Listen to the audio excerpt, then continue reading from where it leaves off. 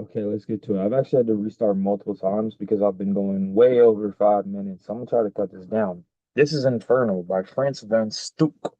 Oh my God, we are all the way at the end. All right, we're gonna give y'all, I guess you can see kind of what we're gonna get into a little bit. I don't know if he's saying too much,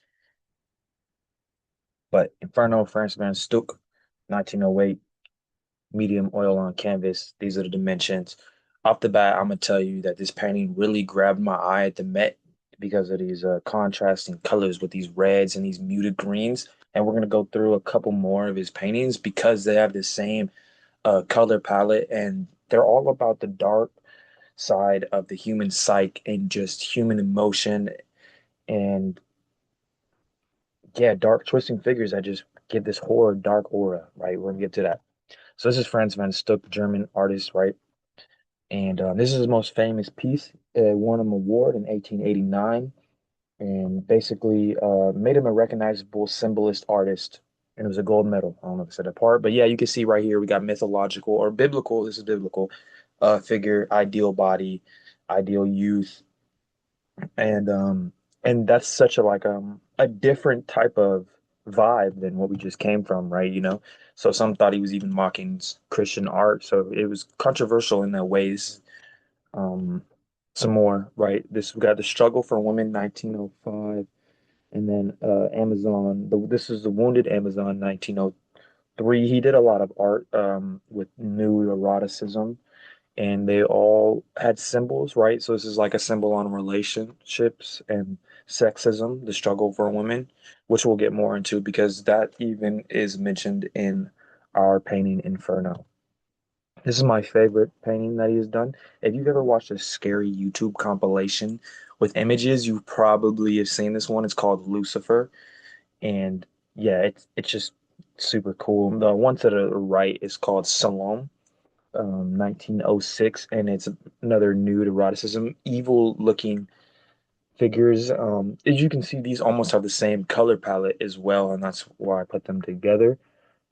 But yeah, it's a story of women being powerful, seductive creatures luring men in. And this is another one example called the sin of that same exact nature. Then we have Adam and Eve with the serpent. Sin is 1893, and Adam and Eve was made in 1920. Another favorite, Pluto. I had to add this in here because, like I was referring to, that red against these dark green muted. It's the same almost color palette as our Inferno. And the last image that I'll be talking about, other than Inferno, would be the Hunting Party, which has this very weird and canny resemblance to this man, which I had found while doing my research. And there could have been some ties. I mean, Franz van Stuck was a German artist, and this painting was made in 1889, the same year that Hitler was born. So this image was not made in the image of Hitler. Hitler actually came to look like this. So some had even thought Franz van Stuck had predicted disaster. And there's there is ways that people know about it, right? And basically during the time of the Nazi reign, um, there was degenerate art. That's what that means. And basically, art was put into categories, and Franz van Stuck's art was glorified. So we know that Nazi regime actually um, respected, and these were the forerunners for all Nazi propaganda art. Franz van Stuck, Arnold Brooklyn, Caspar David. I don't even know how to say that one, but I got to keep going. But yeah, so they were all like the forerunners and basically like what people looked up to, the godfathers and Nazi propaganda art. But none of these artists were actually alive before or like alive for the politics of the Nazi reign. So they never actually had any input on it. So it's not like they were involved. But yeah, just kind of weird that like this generation of art kind of, I don't know if predicted, but like shaped almost the Nazi reign. I don't know if I'm dragging it, but yeah. Inferno. Inferno. The name comes from a medieval epic Inferno, Dante's Allegories Muse Inferno, but it basically just describes the journey through hell. I mean, and if you're looking at this plane right now, this looks like the journey through hell. I mean, the woman on the left, she's she looks like she's horrified, and then we've got like sexual desire, at the same time with these nude poses, the woman intertwined with the snake.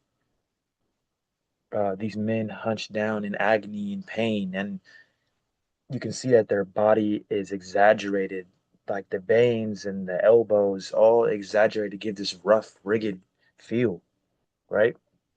And then, like I said, the fighting colors giving it this strong, powerful, these the flames against muted yellow, green figures. This art was first exhibited in 1909 in the Met, and is praised for its stubborn brutality and cemented Franz van Stuck's name as an artist unafraid to explore the dark side of the psyche.